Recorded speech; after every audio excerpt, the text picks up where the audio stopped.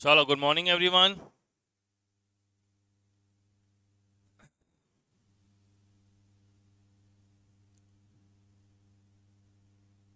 हम लोगों ने लास्ट क्लास में इनपुट टैक्स क्रेडिट स्टार्ट कर लिया था।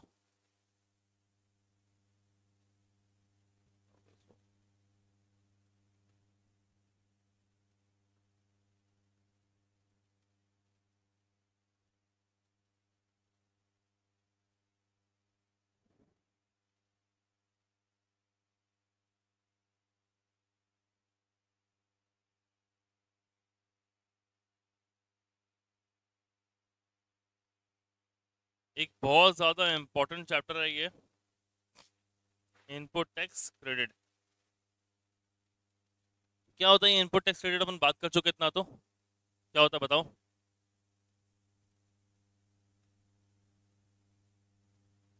जो गुड्स, सर्विस या तो फिर कैपिटल गुड्स अपन बिजनेस के यूज के लिए, यहाँ ऐसा इंटेंशन होता है कि अपन उसको बिजनेस के लिए यूज करेंगे, उस इंटेंशन से अगर अपन परचेज करते हैं तो आपको उस पर आपने जो टैक्स पे किया है उसका आपको इनपुट क्रेडिट मिल जाएगा, है ना।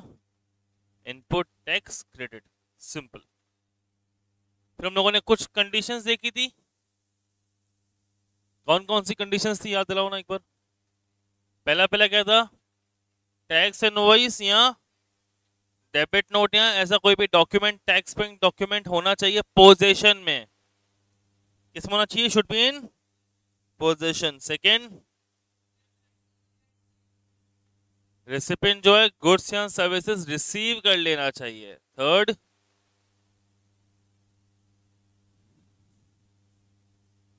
वो सेकेंड का ये पार्ट था कि अगर कोई गुड्स पार्ट्स में आ रहे हैं, अलॉटमेंट्स में, लॉट्स में आ रहे हैं, तो फिर आपको आईटीसी कब मिलेगा? जब आपको लास्ट लॉट रिसीव हो जाता है, ठीक है। थर्ड,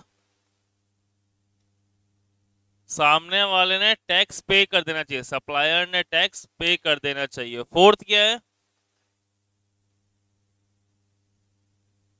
जीएसटीआर 3B का रिटर्न भर दिया हो।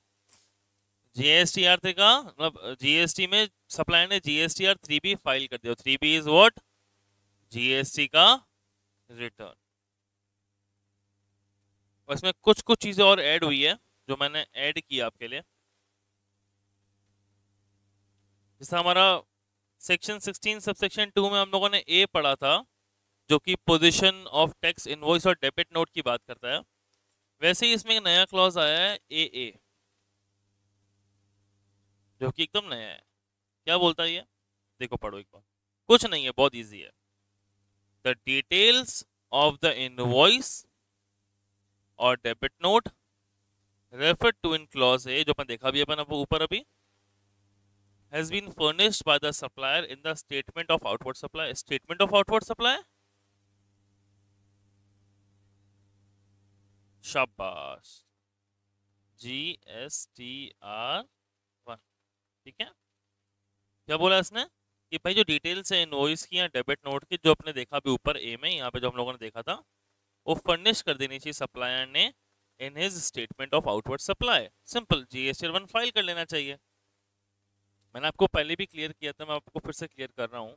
सप्लायर जब तक GSTR 1 में डिटेल्स नहीं डालेगा, रिसिपेंट को GSTR 2B में डिटेल्स नहीं दिखेगी। सिंपल है। और अगर GSTR 2B में डिटेल नहीं दिखेगी तो उसका वो इनपुट क्लेम नहीं कर सकता। क्लियर है क्या? Super. And such detail have been communicated to the recipient of such invoice on debit note in the manner specified under section 37। वही मतलब GSTR 2B में वो दिख जाना चाहिए। सिंपल सी बात लिखी हुई है ना। आगे देखो, हम लोग ये पढ़ चुके हैं भाई, registered person goods and services receive कर लेना चाहिए। इसमें मैंने ये bill to ship to model के बारे में थोड़ा डिटेल में लिख लिया है, ताकि आपको बाद में जब पढ़ना हो तो सबको समझ में आ जाए, कोई परेशानी ना हो, है ना। ये मैंने आपके स्पेस छोड़ा है, जो आप लोगों को डायग्राम बनाना है वो यहाँ डायग्राम बना देना आप लोग, ठीक है। अभी आपको आधे घंटे में नोट्स भी मिल जाएंगे। तो यहाँ पर जो स्पेस छोड़ा हुआ है मैंने, यहाँ पर इधर आपको वो डायग्राम बनाना है जो अपन ने कल वहाँ बनाया था आपके नोटबुक में।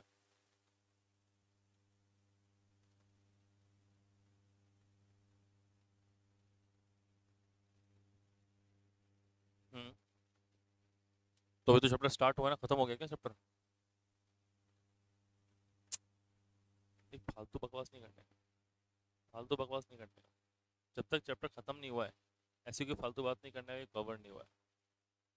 चैप्टर खत्म हो जाए फिर कुछ बोलेगा समझ लूंगा मैं।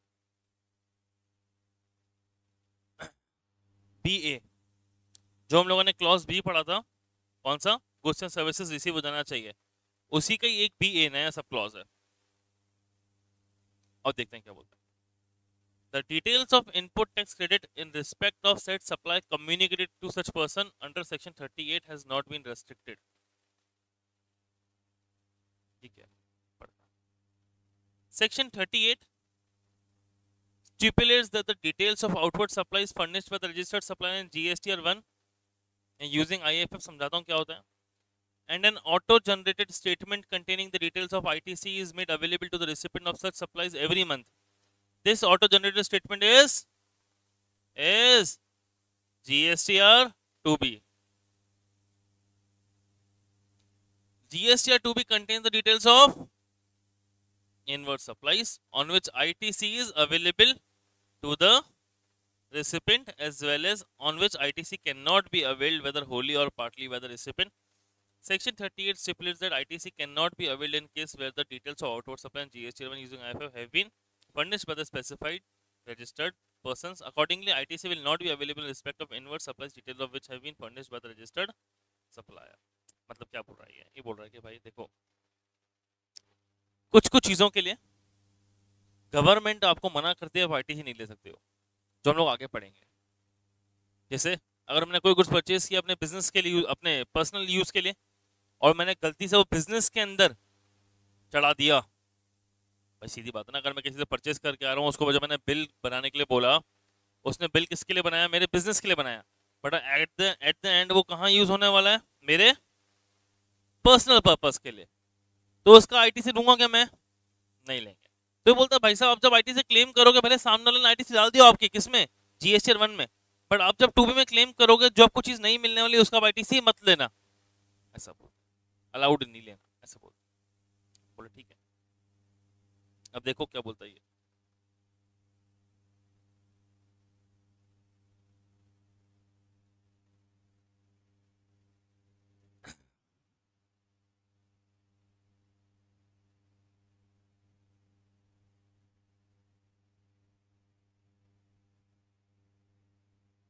कैसा कर दिया है ये ना, ये कुछ लोगों के नाम बताएं, बहुत इंपॉर्टेंट है ये जो लोगों के नाम है ना, ये जो कैटेगरी है, इनको इनपुट लेना अलाउड है,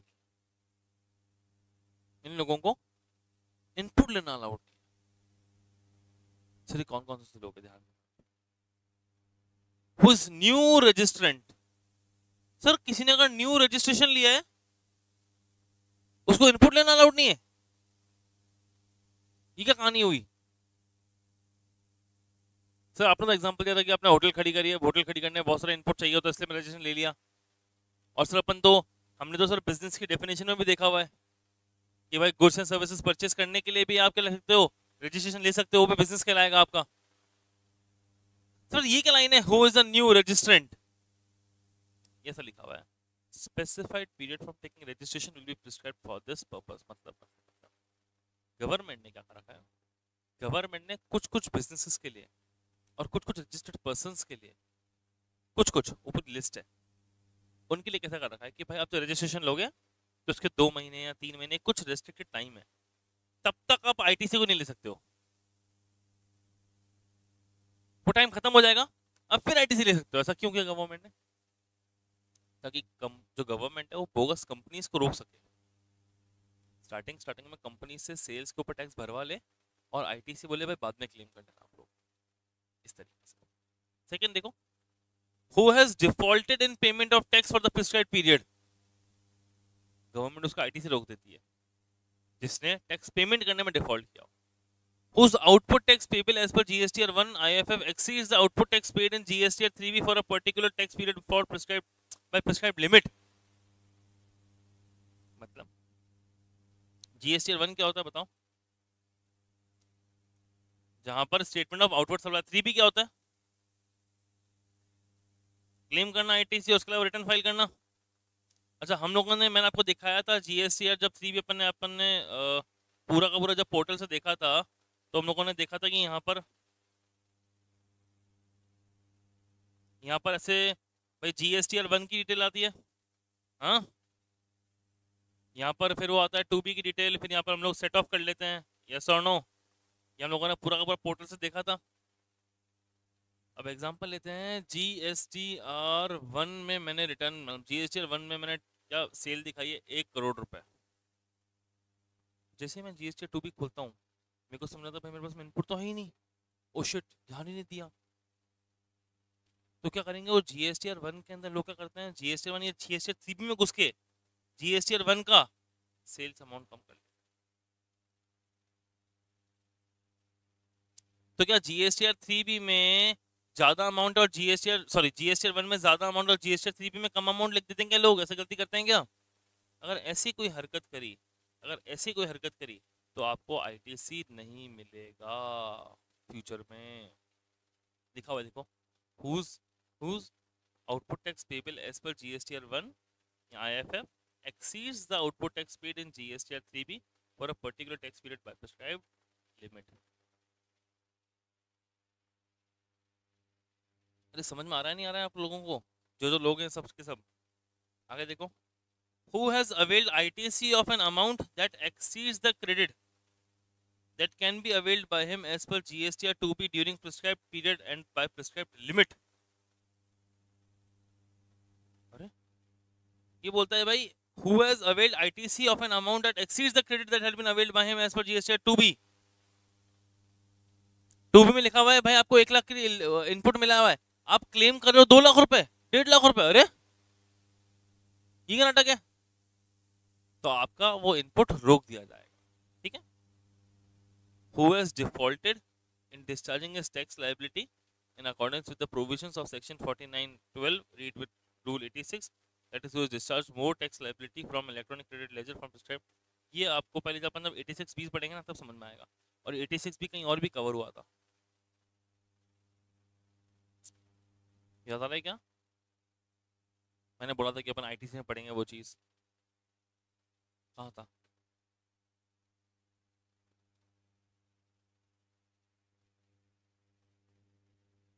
कल सब याद करके बताएंगे कहाँ था, ठीक है। आगे बढ़, other specific class of persons. देखो बोला क्या गया है इसने, बोलता है भाई details of input tax credit in respect of said supply communicated to such person under section 38 pin has not been restricted। आगे लिखा हुआ है, section 38 stipulates the details of outward supply furnished by the registered GSTR 1 में जो piece furnish करेगा वो GSTR 2B में देखेंगे हम लोग, ठीक है।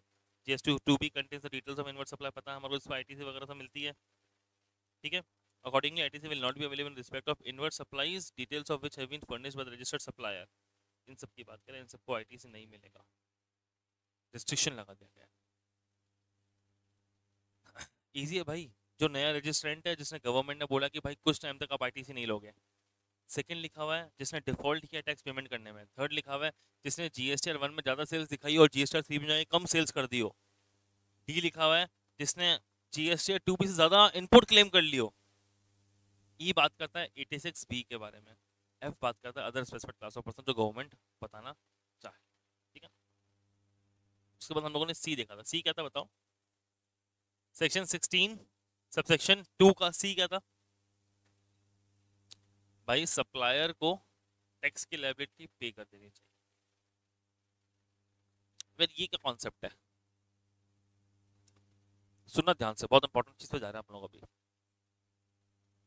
मैंने बताया था अपन GSTR 2B ऑटोमेटिकली पॉपअप हो जाता है, फिर GSTR 3B में जाता है हम लोग, और GSTR 3B में जाके आप उसका इनपुट क्लेम कर लेते हो।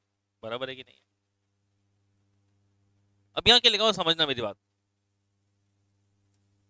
The supplier should have actually paid the tax charge on the goods and or services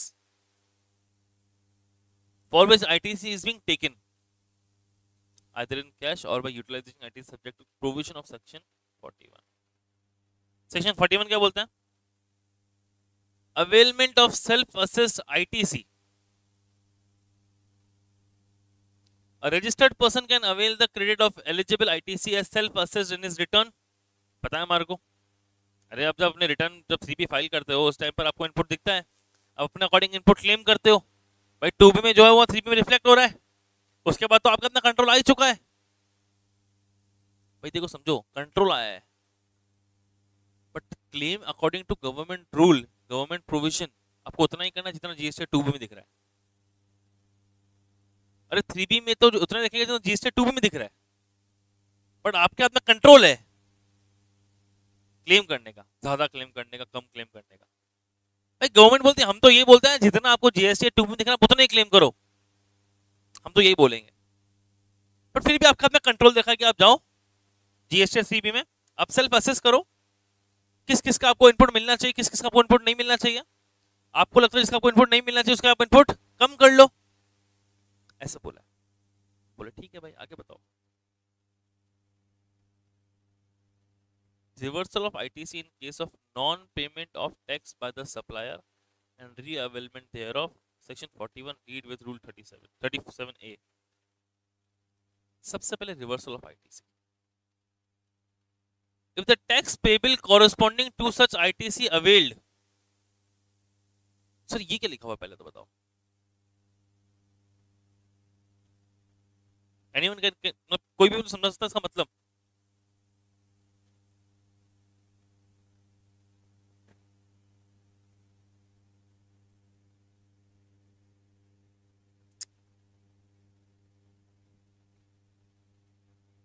एक ही करके, एक ही करके।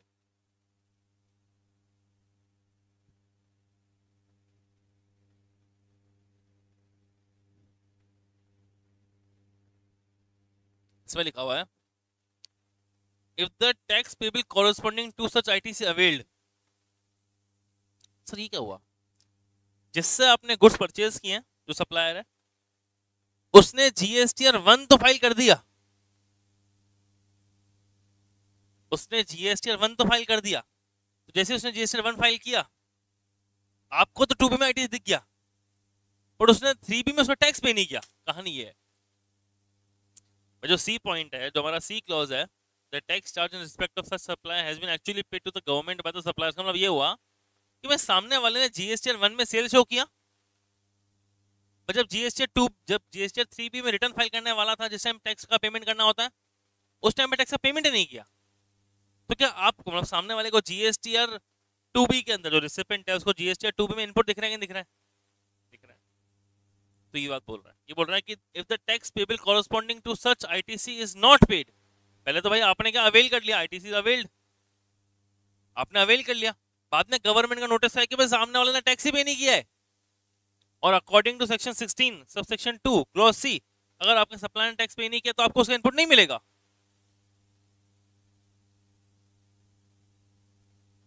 भाई सप्लाई ने जीएसटी में फाइल कर लिया, जीएसटी 3B में गया तो टैक्स ही पे नहीं किया, आपको इनपुट मिल गया, आपने बढ़िया इनपुट क्लेम कर लिया। हाँ भाई, आपने इनपुट क्लेम कर लिया, गवर्नमेंट का नोटिस आया, भाई साहब आपके सप्लाई टैक्स पे नहीं किया हमारे को, हमने फोन किया, अरे सप्लायर भाई साहब, सप्लायर भाई साहब टैक्स ही पे नहीं किया आपने, आपने टैक्स पे नहीं किया, चक्कर है मेरा आईटीसी रिवर्स कर रही है गवर्नमेंट, रिवर्स कर रही है, वो यहाँ लिखा हुआ है।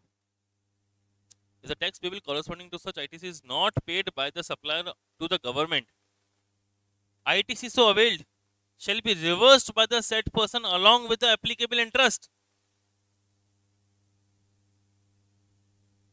A registered person can avail ITC in GSTR 3B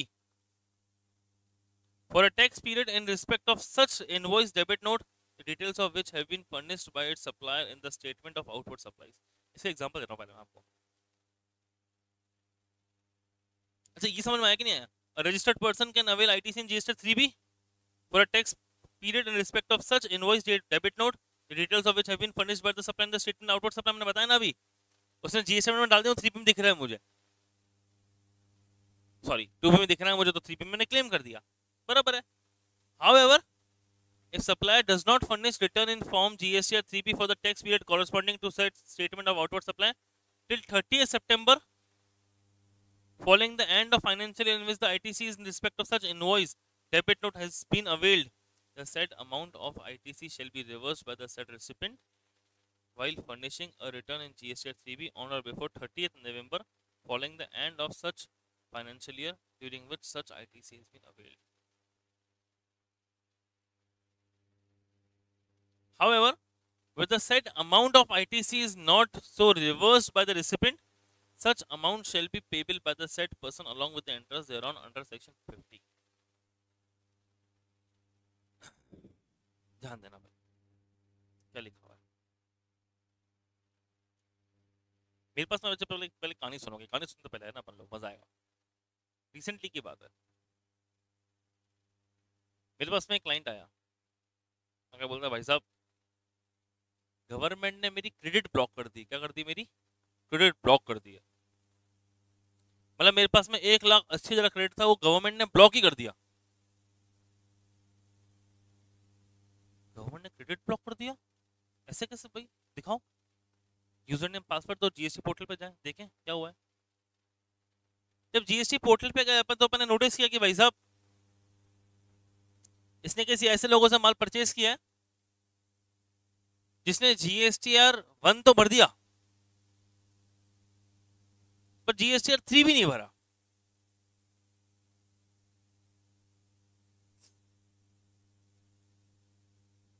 situation कैसी देखना भाई, पूरा खेल रेसिपिएंट का ही है। आईटी से मिला रेसिपिएंट को है, पूरा खेल रेसिपिएंट के साइड से। रेसिपिएंट और सप्लायर की बात कर रहे हैं हम लोग। सप्लायर ने रेसिपिएंट को जब गुड्स बेचे तो डेट था 1 मई 23 को गुड्स बेचे। जब 1 मई 23 को गुड्स बेचे तो मई महीने का रिटर्न कब किया, यहाँ GST 1 कब किया? जून में, 11 जून लास्ट डेट जब उसने GSTR 1 भरा होगा। अब 1 तो भर दिया, पर जब 20 जून को GSTR 3 भी भरने का टाइम आया तो उसने नील भर दिया। मतलब नील मतलब उसने गलत भर दिया, जिसमें उसने टैक्स ही नहीं भरा। बराबर है। इस टाइम पर रिसिपिएंट ने उस सप्लायर से माल परचेज किया था। अब भर के आगे बढ़ा, भर तो दिया ना यार भाई, GST 1 में GST 3 भर तो दिया उसने, आगे बढ़ा। ऐसे जून का उसने जुलाई में रिटर्न भरा, जुलाई का अगस्त में, ऐसे आगे बढ़ता गया रिटर्न भरता गया। बस ने ये चीज छोड़ दी, एक मई महीने का छोड़ दिया। रियल कहानी है, रियल एक्चुअल कहानी है ये। अच्छा, रेसिपिएंट के पास तो GSTR 2B के अंदर शो कर चुका है। हाँ भाई, रेसिपिएंट के पास तो GSTR 2B में इनपुट शो कर चुका है, वो तो इनपुट का मजा ले चुका है।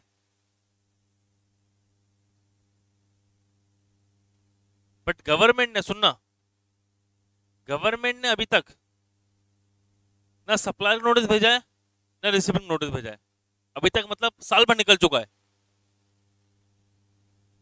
ये कैसे हो रहा है? जब गवर्नमेंट को टैक्स नहीं मिला तो गवर्नमेंट को हाथों हाथ खड़े कर देने चाहिए, भाई साहब पैसे दो।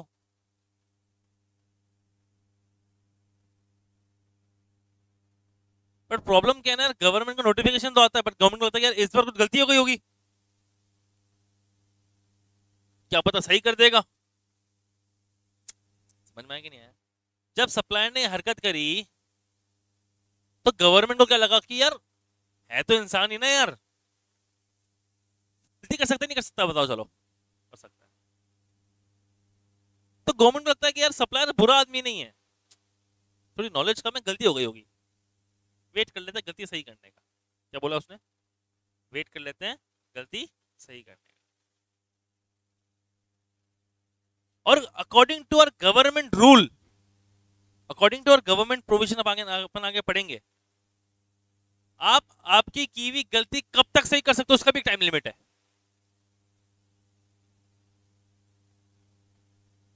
टाइम लिमिट क्या है? जो भी फाइनेंशियल ईयर है उसका नेक्स्ट फाइनेंशियल ईयर, मतलब फॉलोइंग फाइनेंशियल ईयर की 30th November is the last date जब आप इस फाइनेंशियल ईयर का कुछ भी अमेंडमेंट कर सकते हो। कुछ भी चेंज कर सकते हो। तो गवर्नमेंट को यहाँ लगा कि यार इसने तो यार गलती करी कुछ ना कुछ, बट गवर्नमेंट को उम्मीद है यार गलती सही कर लेगा यार, यस और नो। तो गवर्नमेंट वेट करती है कि भाई इस पूरे फाइनेंशियल ईयर का नेक्स्ट फाइनेंशियल ईयर जो भी आएगा उसके 30 तारीख तक वेट करना ही पड़ेगा यार। क्या बता कुछ गलती करी हो भाई, 30 तारीख सही कर देगा, सही कर देगा तो हम छोड़ देंगे यार। अच्छा, जब भी सही करेगा, जब भी सही करेगा, जब भी गलती सही करता है, एक बात तो तय है कि भाई साहब उसके जीएसटी में जो भी टैक्स बन रहा था, अगर उसने जीएसटी 3B में उस टाइम पे नहीं भरा और वो बाद में भर रहा है, तो जब भी भरेगा उसको ब्याज के साथ भरना पड़ेगा टैक्स। Common sense. मैं तो कह रहा हूँ अपन ने प्रोविजन देखा भी नहीं हो, कॉमन सेंस से बात करते हैं अपन तो। अपन तो एक्ट किस तरीके से बनाया हम तो समझ रहे हैं उस तरीके से कि भाई गवर्नमेंट क्या रख सकती है। सही भी बात है। गवर्नमेंट बोलती है अगर 30 नवंबर तक कुछ अमेंडमेंट नहीं किया, अगर 30 नवंबर तक कुछ अमेंडमेंट नहीं किया तो हम जाएंगे किसके पास में, रिसिपेंट के पास। तो जाएंगे रिसिपेंट के पास और फिर बोलेंगे भाई रिसिपेंट भाई सुनना, अब नोटिस किसके पास जाएगा, अब नोटिस जाएगा रिसिपेंट के पास। लंका डूब चुकी है, 30 नवंबर निकल चुकी है, अब नोटिस है रिसिपेंट के पास कि भाई साहब समझना, एग्जांपल लेते हैं 23-24, 23 के बाद 24-25, 24-25 की बात करूं मैं 30 नवंबर, मतलब रिसिपेंट के पास नोटिस आया 24-25 के बाद, तो 24-25 में कि भाई साहब 1 मई 2023 को आपने जो गुड्स परचेज किया था उसका सामने सप्लायर ने रिटर्न नहीं भरा, हमारे को टैक्स नहीं भरा है। रिसिपेंट बोल रहा है यार क्या आदमी हो तुम यार, साल भर बाद हमारे को बता रहे हो यार, पहले बोला होता। साल भर बाद बता रहे हो यार, गलत कर रहे हो। गवर्नमेंट बोली यार हमारे साथ गलत हुआ, हम तुम्हारे साथ गलत कर रहे हैं। भाई हमें थोड़ी पता था कि सप्लायर से हरकत करेगा यार, अगर किया है उसने से हरकत तो वो आप ही आके डील करो, सप्लायर तो आप ही का, आप जो जानते हम थोड़ी जानते इतना। भाई सप्लायर को तो नोटिस भेजा ही भेजा है, मना नहीं कर रहा, बट आप उसका इनपुट तो मत लो भाई, इनपुट रिवर्स करो आपका, जो आपने इनपुट लिया जीएसटी 2 उसको रिवर्स करो आप यार, सीधी बात है। समझ में आया कि नहीं आया पूरी कहानी। हाँ भाई, अब फिर से प्रोविजन पढ़ते हैं एक बार, देखो और क्लियरिटी आएगी,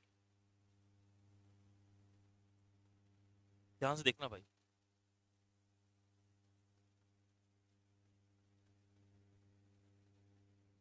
एक बार आप लोग पढ़ो फिर मैं पढ़ाता हूँ आपको, 3 साल बार पढ़ना पड़ेगा, ये थोड़ा भारी है, भारी तो ये इजी है पर थोड़ा सा कॉन्सेप्ट वाइज भारी है। दिख रहा है क्या आपको, रीड करो ये।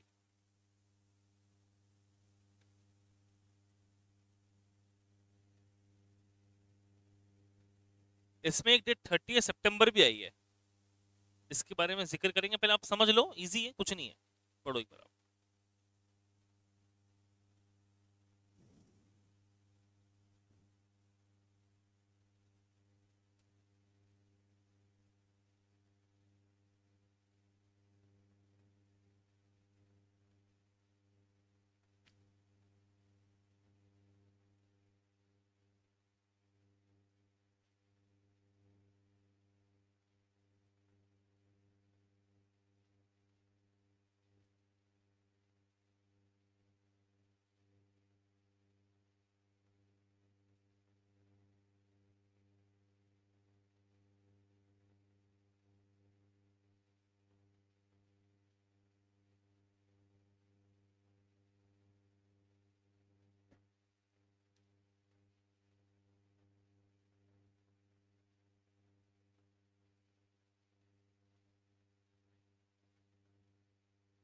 मैं पढ़ूं एक बार,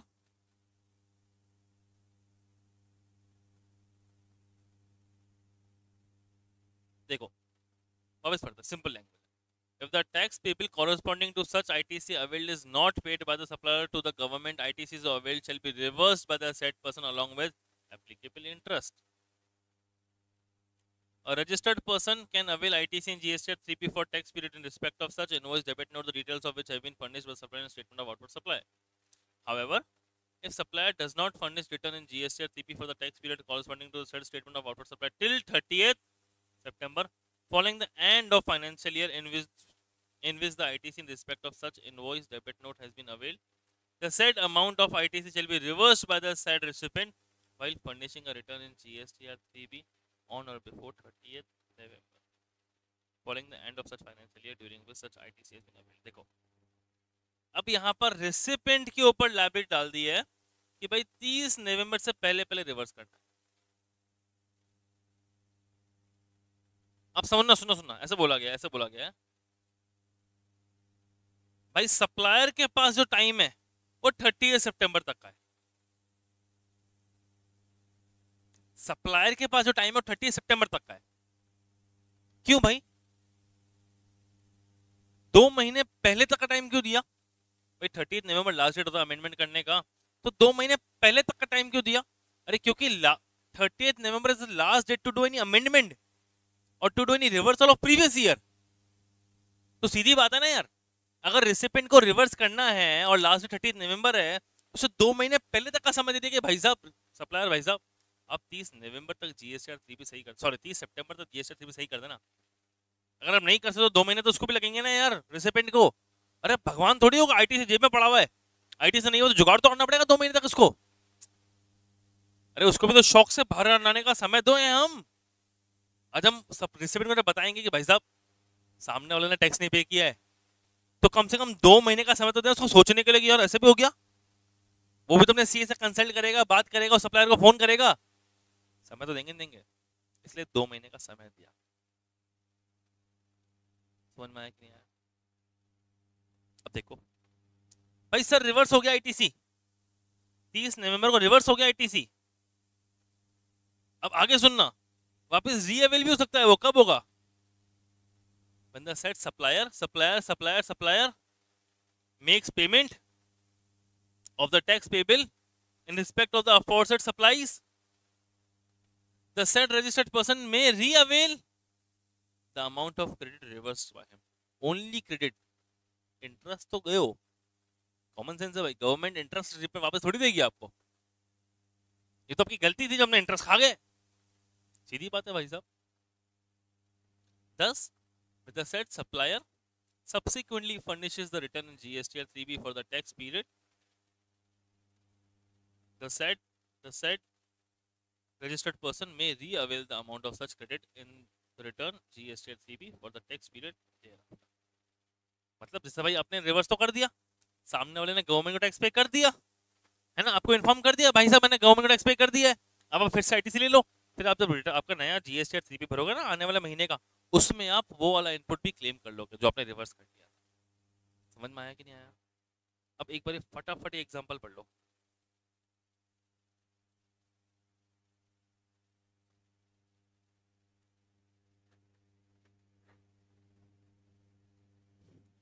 क्या गवर्नमेंट को नुकसान हुआ है?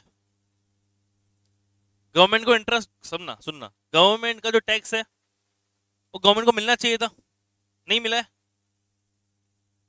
नहीं मिला है। आज अगर मैं बोलता हूँ भाई साहब किसी ने मेरा पैसा रोक रखा है, जो ड्यू डेट थी तो पैसा नहीं दिया, उसके बाद 7 महीने बाद पैसा देगा, बोलूंगा ना भाई 7 महीने का ब्याज तो दे। आज रिसिपेंट ने भी 7 महीने मजे तो लिए ना पैसे के, 7 महीने मजे तो लिए ना पैसे के। अब अगर गवर्नमेंट उससे इंटरेस्ट लेगी तो रिसिपेंट बोलेगी भाई तेरी मर्जी, देखो चाहिए तो सप्लायर से रिकवर कर, मुझे क्या करना। At the end common sense की बात है, रिसिपेंट भी खुद की जेब से नहीं भरेगा, वो कहीं ना कहीं से सप्लायर से रिकवर करेगा ही करेगा, सामान मंगवा लेगा, पैसे रोक लेगा।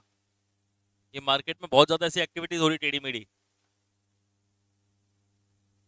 अब आप समझो, अब आपको समझना इंपॉर्टेंट क्यों, क्योंकि आप जब सीए बनोगे तो आपको आपके क्लाइंट के साथ में ऐसी कोई हरकत नहीं करवानी। क्लाइंट बोलेगा अरे भाई साहब यार जीएसटी 2B में इनपुट नहीं है तो हम कर लेते हैं, जो भी वॉट एवर द रीजन, आपको समझना पड़ेगा कि यार आपका क्लाइंट को ऐसी हरकत नहीं करे। अपन एक्ट इसलिए पढ़ते हैं यार कि अपन एक्ट के साथ चलें। आज आप लोगों को ये सब चीजें क्यों पढ़ रहा था कि आपके पास जब क्लाइंट आएगा तो सजेशन सही दो, इसलिए। एग्जांपल देखो एक बार, दिख रहा है ना आप लोगों को एग्जाम्पल?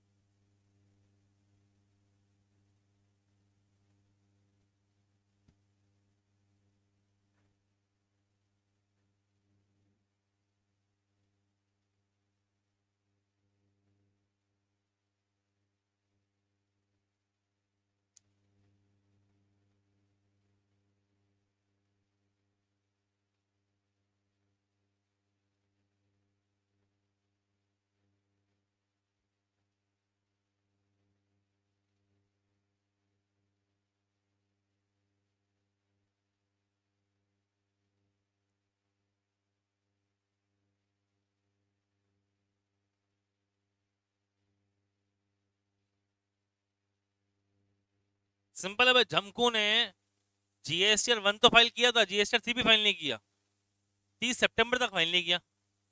तो नवंबर से पहले पहले रिवर्स करना, तो रिवर्स कर दिया अक्टूबर में उसने अपना इनपुट। फिर बाद में झमकू ने पेमेंट कर दिया गवर्नमेंट को 20 दिसंबर को। तो 20 दिसंबर के बाद में जो चमकू है, चमकू ही नाम है ना इसका, वो उसका वापस आईटीसी ले सकता है। ये और क्लेरिफिकेशन डाल दिया अपन ने 16 सबसेक्शन 2 के क्लॉज सी के अंदर। अभी फिर से बात करते हैं। हमने सेक्शन 16 सबसेक्शन 1 पढ़ा, जो बात करता है गुड्स एंड सर्विसेज आपको बिजनेस के लिए यूज करनी है, आपका इंटेंशन बिजनेस के लिए होना चाहिए। 16 सबसेक्शन 2 पढ़ा, जिसमें कुछ कंडीशन है जो फॉलो करनी पड़ेगी।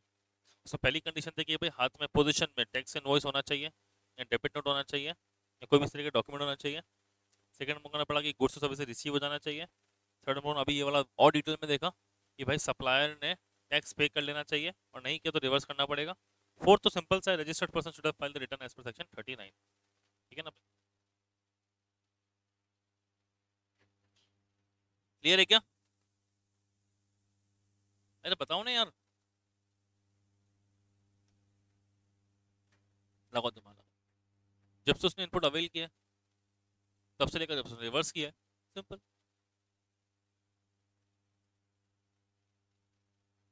मतलब 30 सितंबर से अगर पहले उसने कर दिया, हाँ उसने नहीं किया, इंटरेस्ट भरना पड़ेगा। कहाँ लिखा हुआ है? कहाँ लिखा हुआ है? However, the set amount of ITC is not so reversed by the recipient, not so reversed by the recipient. Such amount shall be payable by the said person along with the interest thereon 150।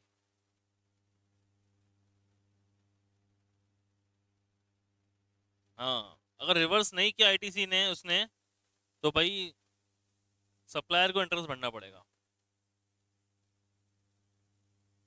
वो वही ना। अरे अगर वो नहीं करता है ITC reverse, फिर इसमें मतलब मैं नहीं करूंगा आईटीसी रिवर्स, 30 नंबर में नहीं करूंगा, फिर सप्लायर भी आएगा, रेसिपेंट सब सब सब लपेटे में आ जाएंगे। फिर गवर्नमेंट को इंटरेस्ट चाहिए।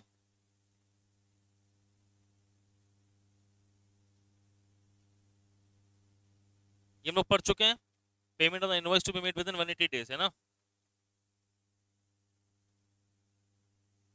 इसमें थोड़ा क्लेरिफिकेशन आया है। रूल 37A तो पढ़ चुका है अपन, अभी 37E तो देखा था अपन ने, 41 देखा था, ये 37 दो ऊपर आ गया। ये ना इनके साथ नॉन पेमेंट सेम ही है। रूल 36 देखा था हम लोगों ने, याद आ रहा है क्या? भाई डॉक्यूमेंट्स के बारे में बात की थी उसने, फिर फॉर्म के बारे में बात करी थी, इसमें कुछ एडिशन किया है अपन ने। फॉर्म्स में क्या? Input tax credit shall be availed by the registered person only if all the prescribed particulars are contained in the said document। ये जो बात की थी ना अपन ने कि भाई एक डॉक्यूमेंट के अंदर जीएसटी आईएन होना चाहिए, रेसिपेंट का भी, सप्लायर का भी टैक्सेबल अमाउंट लिखा होना चाहिए, टैक्स कितना पे करेगा वो सब लिखा होना चाहिए, सब डिटेल लिखी होनी चाहिए। ठीक है? Provided that the said document does not contain all the specified particulars but contain the details of the amount of tax charged, description of the goods or service, total value of the goods or services, or both GSTIN of the supplier and recipient and place of supply in case of interstate supply, input as credit may be availed by the registered person। पता है हमारे को इस चीज़ के बारे में ना, परेशानी नहीं।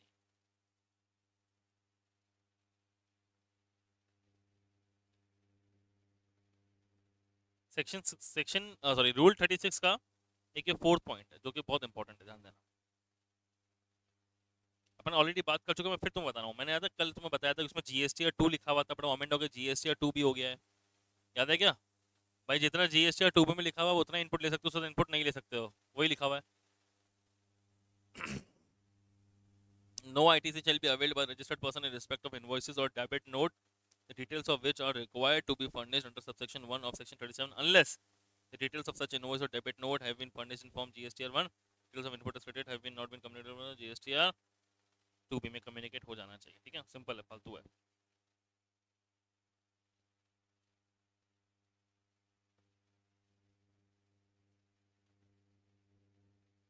अरे ये समझा चुका हूँ मैं ना, ये सब चीज लिखी हुई, बस तुम रीड कर लो, एक बार रीड कर लो। ये कुछ नहीं है, जो अपन ने जीएसटी 1 में फाइल का जीएसटी 2 में दिखेगा, दिखेगा आपको उतना इनपुट लेना है, सिंपल है ना? आगे बढ़ते हैं यार अपन।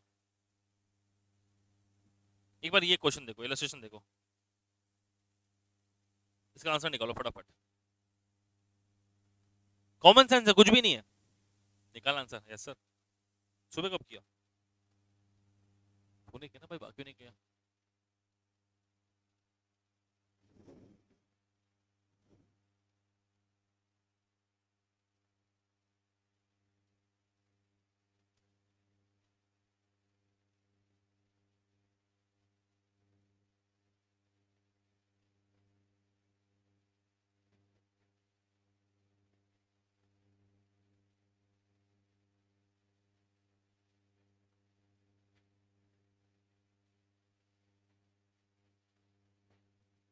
बिजनेस वाइंड अप करना डजंट मीन आपकी लायबिलिटी खत्म हो जाती है, बताया था मैंने।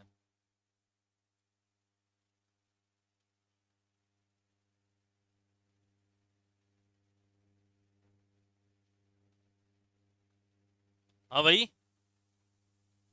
6 लाख तक का इनवॉइस का अपन को इनपुट मिल जाएगा, बाकी बाकी का नहीं मिलेगा ना, है ना? 6 लाख का मिल रहा है, 4 लाख का नहीं मिल रहा, 2 भी में शो नहीं करेगा वो वाला, इसलिए। चलो वेरी गुड, आगे बढ़ते हैं।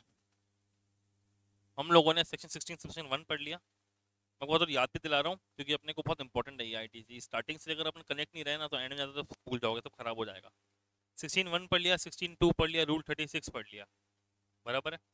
अब हम जा रहे हैं 16 सबसेक्शन 3। क्या आप लोगों ने इनकम टैक्स के अंदर पीजीबीपी स्टार्ट कर लिया क्या? क्या क्या पढ़ लिया?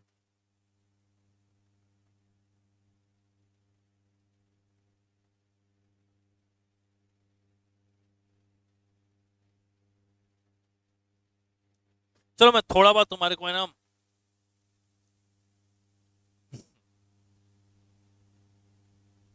तो मैं थोड़ा बहुत डीटी के अंदर पीजीबीपी का एक पार्ट है डेप्रिसिएशन, उसकी बात करता है थोड़ी सी, ज्यादा नहीं भाई, क्योंकि कन्हैया सर को ज्यादा आता है तो उससे तुम्हारे को ब्रीफ दे सकता है। डेप्रिसिएशन क्या होता है पहले पता है क्या? क्या होता है? Reduction in the value of fixed asset.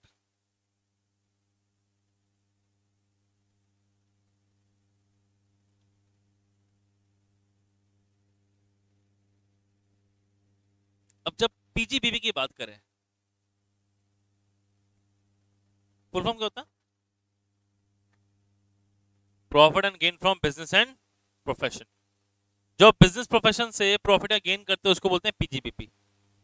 Simple है, उसमें कुछ रूल्स लिखे हुए हैं कि भाई आप कौन कौन से एक्सपेंसेस क्लेम कर सकते हो। क्लेम मतलब आप आपका प्रॉफिट निकालने के लिए कौन कौन से एक्सपेंसेस कंसिडर कर सकते हो अपने सेल से माइनस करने के लिए। एट देन टैक्स किस पे पे करना है? प्रॉफिट और गेन, है ना भाई?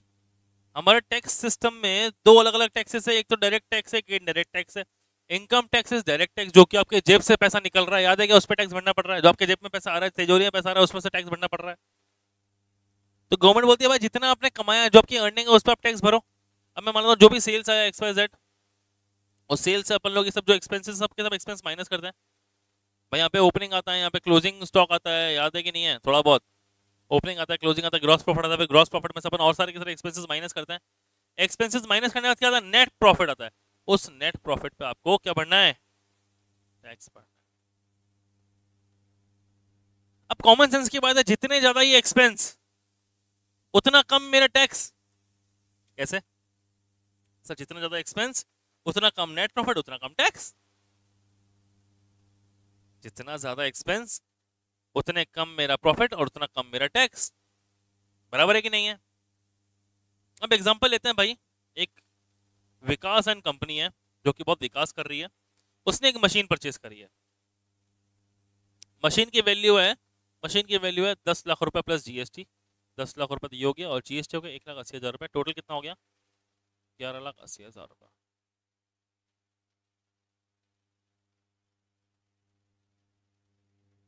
अभी क्लाइंट आया मेरे पास, बोलो भैया एक बड़ी आइडिया है मेरे पास। बोला कौन सा आइडिया, बता बता।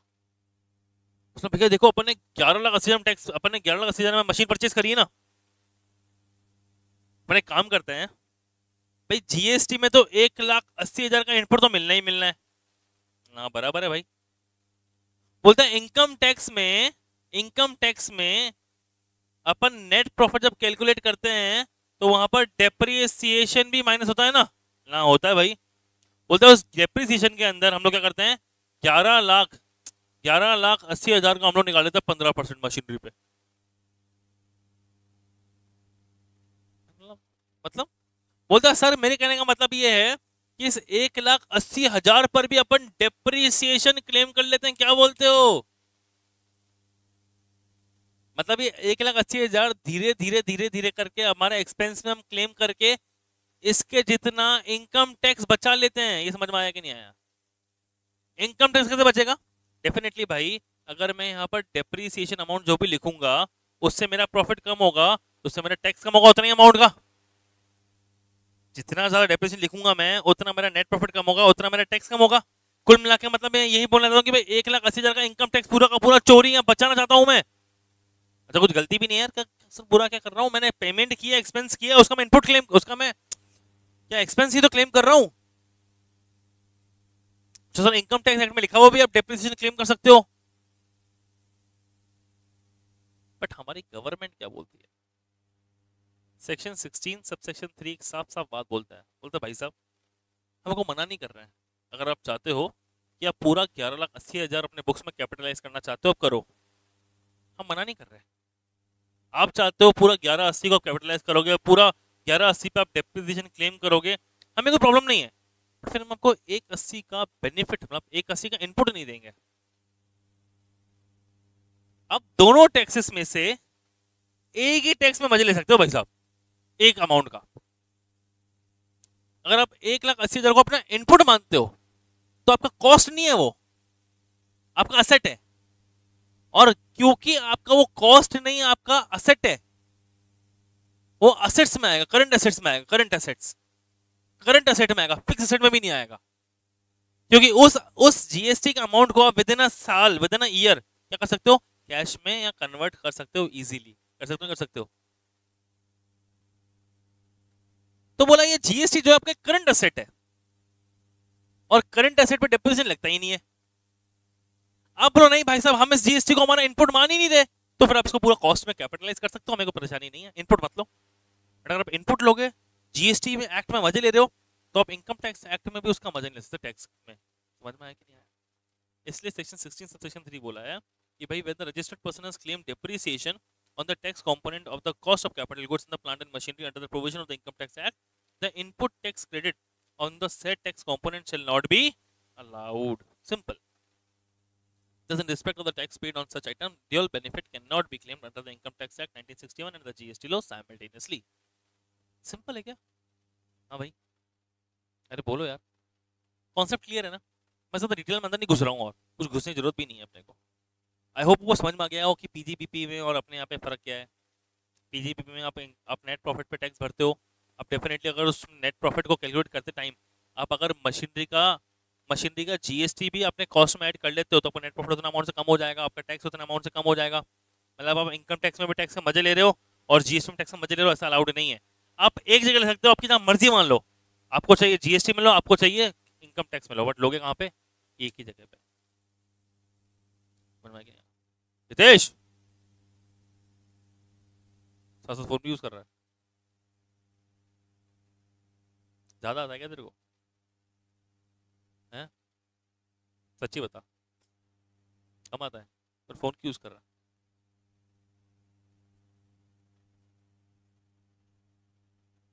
आगे बढ़े। Time limit for availing ITC. Okay, maximum time to avail ITC. क्या टाइम है देखो एक बार, बोलता भाई। A registered person shall not be entitled to take input tax credit in respect of any invoice or debit note for supply of goods or service or both after the 30th day of November following the end of financial year to which such invoice or debit note pertains, or date of filing of annual relevant annual return whichever is। क्या बोला इसने भाई? किसी भी invoice का या debit note का input आप जब क्लेम करना चाहते हो तो उस पूरे साल के अंदर आप क्लेम कर सकते ही हो। इवन इस पूरे साल का जो इनपुट है वो अगले साल के आप 30 नवंबर तक फाइल कर सकते हो, मतलब क्लेम कर सकते हो। बट जब 30 नवंबर चली गई उसके बाद आप उसका इनपुट क्लेम नहीं कर सकते हो।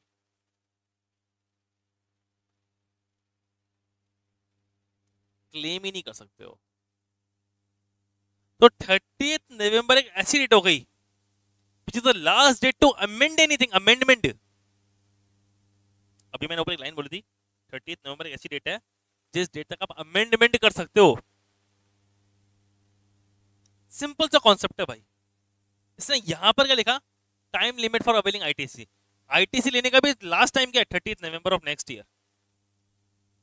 मतलब अगर अपन बात करें और डिटेल में,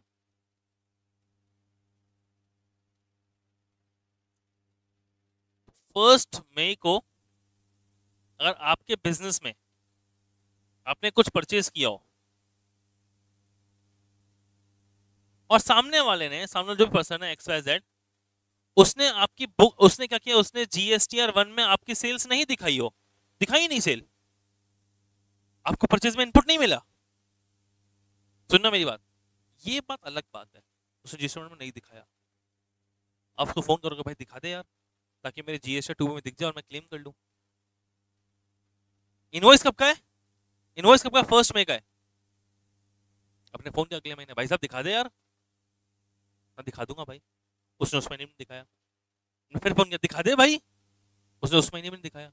ऐसा हर महीने फोन कर रहे हो। बट इस सप्लायर के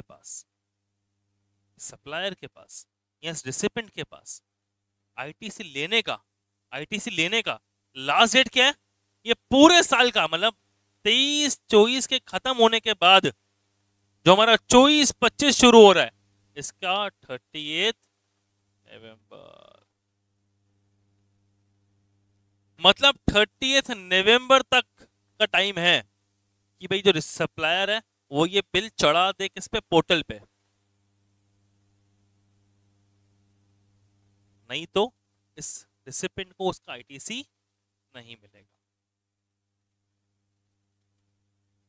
अब एक ऐसी सिचुएशन हो सकती है क्या, आपके पास में इनवॉइस भी है, गुड सर्विसेज मिल भी गए, सामने वाले ने GSTR में चढ़ा भी दिया, आपने 3B में क्लेम नहीं किया। बहुत रेयर सर्कमस्टांस है ये, बहुत रेयर सर्कमस्टांस। रेयर मतलब समझ गए ना तुम लोग? ऐसे कोई क्यों ही करेगा? अरे 2B में दिख रहा है, क्लेम कर लेगा ना आदमी, ऐसे कोई क्यों ही करेगा यार? उसने 1 में चढ़ाया, 2B में दिख रहा है, 3B में दिख रहा है, आप क्लेम नहीं कर रहे हो। बट अगर ऐसी बेवकूफी कर लेता है कोई, ऐसी भी कोई बेवकूफी कर लेता है तो उसको भी क्लेम करने के लिए जो लास्ट टाइम क्या है? 30 November of next financial year.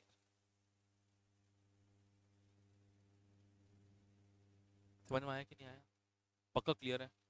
ये बहुत इंपॉर्टेंट है, बहुत ज्यादा। आपके पास में जो भी इनवॉइस है उसकी डेट जिस फाइनेंशियल ईयर में फॉल कर रही है, उसका इनपुट क्लेम या अवेल करने की लास्ट डेट इस नेक्स्ट ईयर का 30 नवंबर। इसलिए लिखा है और डेट ऑफ एनुअल रिटर्न। अब मैंने इस पे इतना फोकस क्यों नहीं किया, क्योंकि जो एनुअल रिटर्न की डेट है, इस लास्ट डेट इज 30 दिसंबर या 31 दिसंबर, दिसंबर का लास्ट डेट जो होता है ना, that is the last date of annual return. अब इसने ऐसे बोला कि भाई साहब विच एवर इज अर्लियर, मतलब एग्जांपल नंबर ना, भाई तो 30 नवंबर तो डेट आ ही गई, और अपने एनुअल रिटर्न जो भर दी है वो कब भर दी है, 30 अक्टूबर को ही भर दी। तो फिर यहाँ पे एनुअल रिटर्न की डेट और 30 नवंबर वाली date whichever is earlier, तो आपका डेट हो जाएगा 30 अक्टूबर। बट ये भी again it's very rare circumstances, क्योंकि हमारे हिंदुस्तान का क्या है, एक लोगो है, आखिरी डेट को जागते हैं भाई। 31 दिसंबर है ना, तो 30 दिसंबर को डेट आएगा भाई साहब, रिटर्न फाइल कर दो हमारी। इसलिए देखा होगा आप लोगों ने, मैक्सिमम सीएस जो है लास्ट डेट पर रात को 10 बजे काम करते रहते हैं, उनकी गलती नहीं होती है, डेटा ही लेट आता है। मेरे पास में एक क्लाइंट है, वो 11th को जीएसटी बन होता है ना, वो डेट जो होती है, वो हर 11th की शाम को 8 बजे डेटा भेजता है मेरे को। 3 फर्म है उसकी, 8 बजे फिक्स, जिस टाइम पर हमारे जो सब होते हैं पब्लिक जो जल्दी घर जाना है फटाफट। और मोस्टली 90% ऐसे होता है कि मैं लैपटॉप घर ले जाता हूँ, रात को 9 बजे काम शुरू होता है उसका, और 11 साढ़े 11 बजे ओटीपी लेता हूँ, और फोन नहीं उठाया तो भाई साहब फोन नहीं, क्यों दिया लेट। कभी कभी तो 11:45 बजे, कभी कभी तो 12 बजने में 5 मिनट होते तब, एग्जैक्ट 12 बजे खत्म होता है डेट चेंज। अरे बट समझ लो, अमेंडमेंट की बात समझ गए क्या तुम लोग। अभी क्लाइंट है मेरे किशनगढ़ वाले, अब क्या होता है किशनगढ़ में ना, उनसे उनके हिसाब किताब इतने स्ट्रांगली बनते नहीं। अच्छा वो क्या होता है, वो जो इनपुट है ना, इनपुट उनको मिलना चाहिए, उसके लिए भी सब लोग बार बार नहीं बोलते, बोलते हैं साल खत्म हो उसके बाद में अपन हिसाब किताब कर लेंगे जो भी होगा। तो साल खत्म हुआ, मार्च अप्रैल शुरू हुआ है सुनना, तो अब 23-24 के अंदर क्या किया हम लोगों ने उसका, हम लोगों ने उसने जो जो हमारे को परचेज के बिल दिए थे, सारे सारे बिल्स, उससे हम लोगों ने GSTR 2B का डेटा मैच कर दिया। इसको हम लोग रिकंसाइल बोलते हैं, रिकंसिलिएशन स्टेटमेंट। उससे मुझे ये पता लग गया कि इस पूरे साल के अंदर ऐसे कौन से बिल है जो मेरे पास में तो है पर GSTR 2B में नहीं चढ़े। तब समझ में आया भाई 5.5 लाख रुपए के बिल जो है वो GSTR 2B में नहीं दिख रहे। कोई टेंशन वाली बात नहीं है, मैं फोन करूंगा किसको, उस सप्लायर को जिससे हमारा परचेज किया है, कि भाई साहब इस डेट का बिल है जो आपने आपने GSTR में नहीं दिखाया, तो हमारे को GSTR 2B में नहीं दिख रहा। कोई परेशानी वाली बात नहीं है, 30 नवंबर तक लास्ट डेट है पिछले साल के बिल चढ़ाने के लिए, 30 नवंबर तक आप वो सारे बिल चढ़ा देना ताकि हमारे को इनपुट मिल जाए भाई साहब। क्योंकि 30 नवंबर के बाद हम लोग उसका इनपुट क्लेम ही नहीं कर पाएंगे, और अगर हम लोग इनपुट क्लेम नहीं कर पाएंगे तो हमारे को जितना भी टैक्स का नुकसान हुआ है वो हम आप ही से वसूल करेंगे, रिकवरी में डालेंगे आपके। वो बात ध्यान रखना, समझ में आया कि नहीं आया। अरे बोले भाई साहब मैंने चढ़ा दिया, आपने क्लेम नहीं किया, ऐसा हो सकता ही नहीं है। आपने चढ़ा दिया होगा तो 2B में दिख गया होगा, 2B में दिख गया तो ऑटोमेटिकली क्लेम कर लेते अपन तो, क्योंकि हम लोग तो 2B को छेड़ते ही नहीं है, हम लोग 2B छेड़ते ही नहीं है। हम लोग 2B तभी छेड़ते हैं जब क्लाइंट बोलता है भाई साहब मैंने कोई ऐसी चीज परचेज करी जिसका मुझे इनपुट नहीं मिलना चाहिए, इनपुट मिल चुका है। क्लाइंट बोलता है भाई साहब मैंने एसी परचेज की, एसी में घर पे लगा चुका हूँ, बट उसका इनपुट गलती से क्या मेरे इसमें बिजनेस में शो कर दिया मैंने यार, उसका आप इनपुट कम कर देना। मैंने ठीक है भाई साहब, तभी मैं इनपुट कम करूंगा। या हम लोग आगे जाकर पढ़ेंगे ब्लॉक्ड क्रेडिट्स, जिसका आपको इनपुट मिलता ही नहीं, अलाउड ही नहीं लेना। अगर आप वहां कहीं फॉल कर जाते हो, आपने ऐसी कोई गुड्स या सर्विसेज परचेज करी जो कि ब्लॉक्ड है, इसका इनपुट मिलना ही नहीं चाहिए, तो उसका आपको इनपुट कम करना, जीरो करना पड़ेगा। वन में आया कि बोलो यार, क्लियर रहने वाली बात, सुपर। अब ये वाला सिस्टम पूरा पूरा, तो इसलिए इसको क्या बोला, last date time limit for availing ITC 30th November, 30th day of November of following financial year, या फिर relevant annual return whichever is earlier. ठीक है ना भाई। मुझे एक बात बताओ,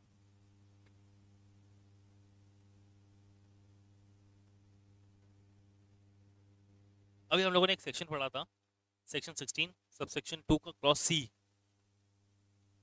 याद आ रहा है क्या? कौन सा? जो सप्लायर ने 3 भी नहीं भरा और हमारा इनपुट रिवर्स हो गया। भाई अगर मेरा इनपुट रिवर्स हो गया और मैं उसको फिर क्लेम करना चाहता हूं, मैं उसको फिर क्लेम करना चाहता हूं, तो रीअवेलिंग ऑफ आईटीसी हो गया। यहाँ अपन ने एक और क्लॉज पढ़ा था कि भाई सप्लायर को, रिसिपेंट ने सप्लायर को विद इन 180 डेज में पेमेंट कर देना है। अगर नहीं किया तो रिसिपेंट को अपना आईटीसी रिवर्स करना पड़ेगा, और फिर जैसे ही पेमेंट कर दिया वापस वो आईटीसी ले सकता है।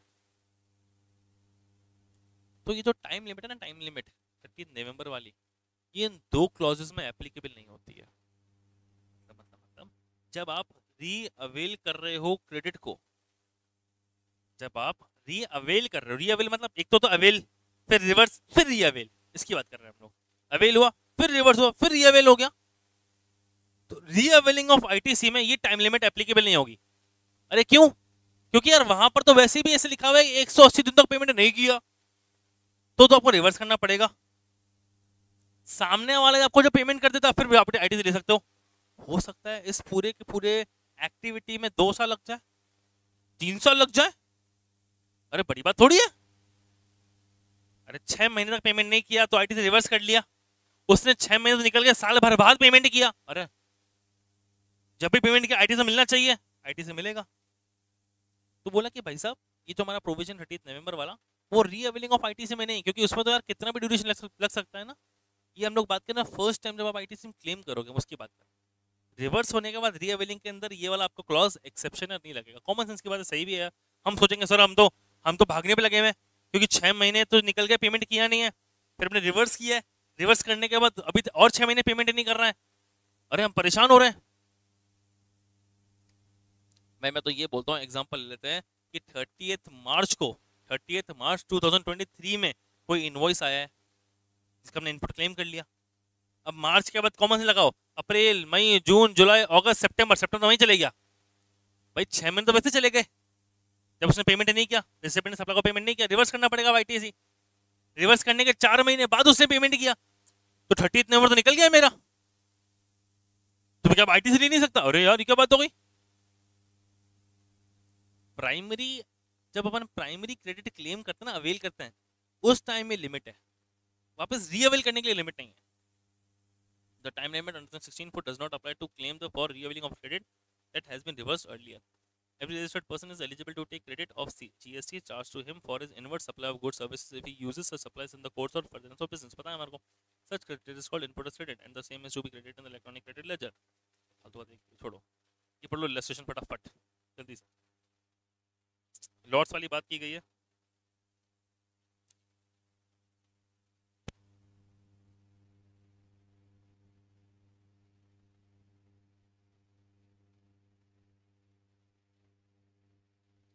सिंपल है, वो लॉट्स में है, तो जब लास्ट लॉट होगा है ना तभी उसका इनपुट मिलेगा, सिंपल है।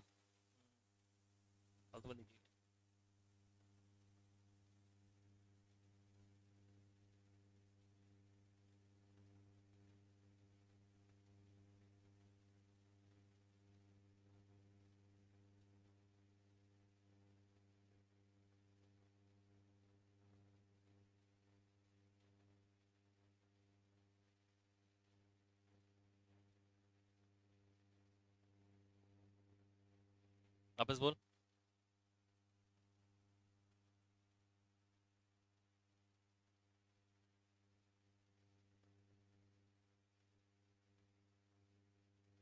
उस केस के अंदर क्या होगा, तो 30 नवंबर है जिस टाइम आप एलिजिबल इनपुट लेने के, वहां से 6 महीने काउंट होगा, वहां से अपना काउंट होगा 30 नवंबर। मैं देख समझा तो मैं तेरे को एग्जांपल देता है। अच्छा क्वेश्चन है, बहुत अच्छा क्वेश्चन है, समझना। और मुझे लॉट्स में मिलने वाला है। अब जिस टाइम पर इनवॉइस रेज हुआ है, जिस टाइम पर इनवॉइस रेज हुआ है, ठीक है, उस टाइम पर उसने जीएसटीआर 1 चढ़ा तो दिया ही है, क्योंकि इनवॉइस तो रेज हो चुका है, इनवॉइस चढ़ा तो दिया ही है। आप इनपुट नहीं ले सकते हो, आप इनपुट नहीं ले सकते हो। तो जब लास्ट लॉट जो है आपका अगर 30 नवंबर के बाद मिल रहा है, 30 नवंबर निकल चुका है, उसके बाद मिल रहा है, तो उस सर्कमस्टांस में आप इनपुट 30 नवंबर के बाद भी ले सकते हो, सिर्फ उस सर्कमस्टांसेस के अंदर, कोई दिक्कत नहीं है। बढ़िया क्वेश्चन था भाई, वेरी गुड। आगे हमारा सेक्शन 17। सेक्शन 16 का हम लोगों ने 16 1 पढ़ लिया, 2 पढ़ लिया, 3 पढ़ लिया एंड 4 पढ़ लिया। सेक्शन 16 इतना ही था, इतना ही था। सेक्शन 17 जो बात करता है ना, वो बात करता है मेजरली उस चीज़ पे जो चीज़ तुमको पैसे पहले से ही आती है। 17 1 2 3 4 तो उस पर बात करते तुमको पहले से आती है, वो इसलिए पढ़ाऊंगा नहीं मैं अभी। अपन बात करेंगे 17 सबसेक्शन 5 की, जो बात करता है किसके बारे में, ब्लॉक्ड क्रेडिट्स के बारे में।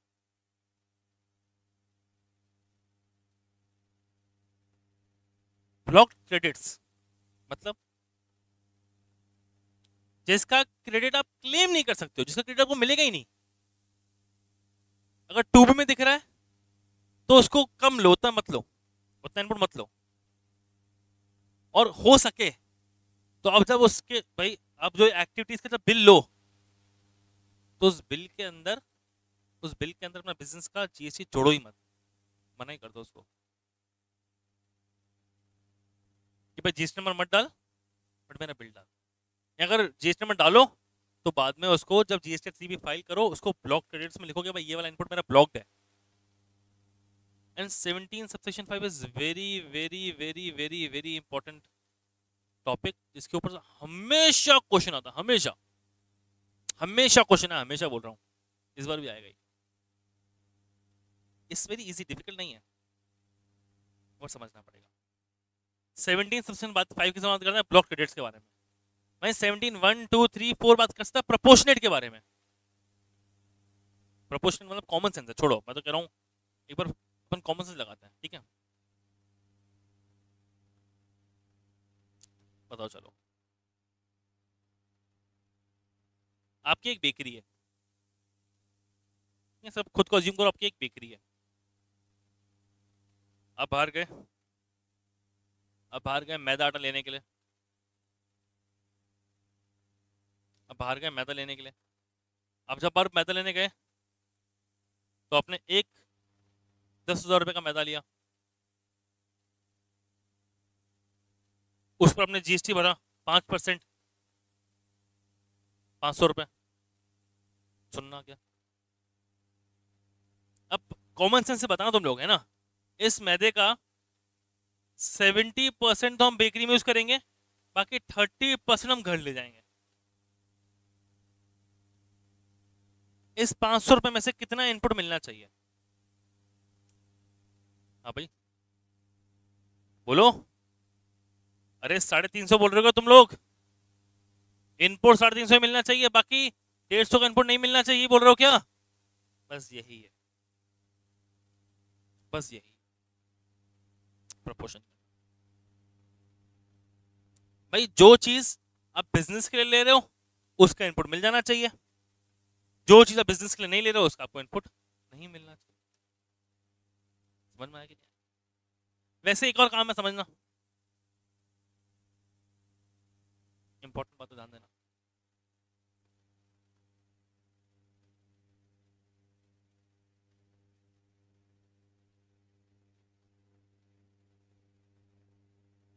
मैंने वीट परचेज करी,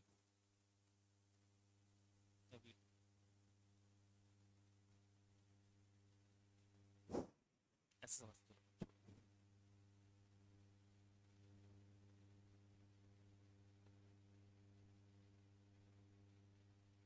मैंने एक मटेरियल परचेज किया यूनिट एक्स, क्या परचेज किया? Unit x. यूनिट एक्स जब परचेज किया मैं 10,000 का, उस पर था 1,800 रुपये, 18% टैक्स, कितना टोटल? सुनना में इंपॉर्टेंट था, ये जो यूनिट एक्स है ना, ये यूनिट एक्स दो चीजों में यूज होता है, एक तो ए बनाने के लिए, एक बी बनाने के लिए, यूनिट ए और यूनिट बी बनाने। यूनिट ए जो है वो क्या है? टैक्सेबल सप्लाईज है, क्या है वो? एंड यूनिट बी जो है एग्जेम्प्ट है।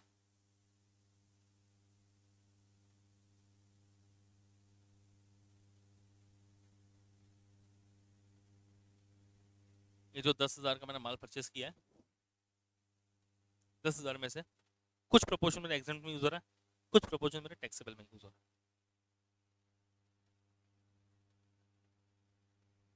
अब गवर्नमेंट क्या बोलती है, ध्यान देने बात, गवर्नमेंट बोलती है भाई आप इस टैक्सेबल सप्लाईज को जब आगे बेचोगे, डेफिनेटली टैक्सेबल सप्लाईज है, यहाँ से हमारे को टैक्स मिलेगा, ये सो नो, तो हम इसके प्रपोर्शन जितना आपको इनपुट देते हैं। एग्जाम सप्लाईज है, इस कैटेगरी में जो भी गुड्स बेचोगे आप, उस पर हमारे को टैक्स नहीं मिलेगा ना, नहीं मिलेगा ना। तो इसी एग्जाम सप्लाईज पे आपने जो भी रॉ मटेरियल यूज किया है, या जो भी सर्विसेज यूज किया है, या जो भी कैपिटल गुड्स यूज किया है, उसका हम आपको इनपुट भी नहीं देंगे। गवर्नमेंट बोलती है भाई जहां हमारे को 2 पैसे का फायदा मिलेगा, जहां हमारे को 2 पैसे का फायदा मिलेगा, हम आपको इनपुट वहीं पर ही देंगे। जहां हमारे को फायदा नहीं मिलेगा, हम आपको इनपुट नहीं देंगे। जो करना है कर लो, समझ में आया? बढ़िया है। क्योंकि सोचो एक बार, अगर मैं बोलूं भाई पूरा का पूरा 1800 का इनपुट मिल जाएगा, तो आप तो टैक्सेबल सप्लाईज में पूरे का इनपुट ले लोगे, बट एक्चुअल में 10,000 में से सिर्फ और सिर्फ 4,000 का ही माल टैक्सेबल सप्लाईज में यूज हुआ है। अब एज अ गवर्नमेंट तुम खुद सोचो कि भाई साहब जो 6,000 रुपए का टैक्स है, जितना भी बनता है, वो क्या टैक्सेबल सप्लाईज के अंदर जो टैक्स पे करना चाहिए उसको पे करने में यूज करके गलत हो जाएगा क्या? गलत हो जाएगा ना। गवर्नमेंट का नुकसान है क्या इसके अंदर? गवर्नमेंट कभी खुद का नुकसान झेलेगी? बिल्कुल भी नहीं। वो बोलेगी भाई सुनना, हो ऐसा, वो बोल क्या रही है, वो बोल रहा है ऐसे इनपुट्स जिसको आप कन्वर्ट करके एग्जाम सप्लाईज में बेचने वाले हो, आपको उन इनपुट्स का क्रेडिट नहीं मिलेगा। साफ साफ बोल दिया पहले इसने, बोला भाई ऐसे रॉ मटेरियल परचेज कर रहे हो आप, ऐसे रॉ मटेरियल परचेज कर रहे हो आप, जिस रॉ मटेरियल को कन्वर्ट करके आप ऐसे गुड्स में बेच रहे हो जो कि एग्जेम्प्ट है, उसमें आपको इनपुट नहीं मिलेगा। और अपने अगर कोई ऐसा रॉ मटेरियल परचेज किया जिसको एग्जेम्प्ट में यूज कर रहे हो, टैक्सेबल में भी यूज कर रहे हो, तो जितना एग्जेम्प्ट वाला प्रपोर्शन है उसमें उतना आपको इनपुट नहीं मिलेगा, जितना टैक्सेबल वाला है उसमें आपको इनपुट मिलता है। सेम गोज विद एग्जेम्प्ट के अलावा नील रेटेड भी। अगर नील रेटेड है तो हमारे को टैक्स मिलने वाला नहीं है, तो हम आपको इनपुट नहीं देंगे। समझ में आया कि नहीं आया? Same goes with non taxable भी। अगर आप ऐसी कोई चीज परचेज कर रहे हो जिसको फिर आप नॉन टैक्सेबल की तरह बेच रहे हो, उसमें हम आपको इनपुट नहीं देंगे। इसको और डिटेल में अपन नेक्स्ट क्लास में समझेंगे, जब हम खूब सारे एग्जांपल्स लेंगे। Section 17 1 2 3 4 and 17 subsection 5 block credits, ये सब अपन कवर करेंगे। जब तक अभी आपको नोट्स मिल जाएंगे, आपसे रिक्वेस्ट है सेक्शन 16 1 2 3 4, जो सेक्शन 16 के 1 2 3 4 चारों ढंग से पढ़ के आना है। वो चारों नहीं पढ़ोगे सेक्शन 17 समझ ही नहीं आएगा। ना 17 समझ में आएगा, ना 18 समझ में आएगा, ना ये कुछ भी समझ में आएगा। समझ में आया कि नहीं आया? चलो आज के लिए इतना ही। Thank you so much, bye bye.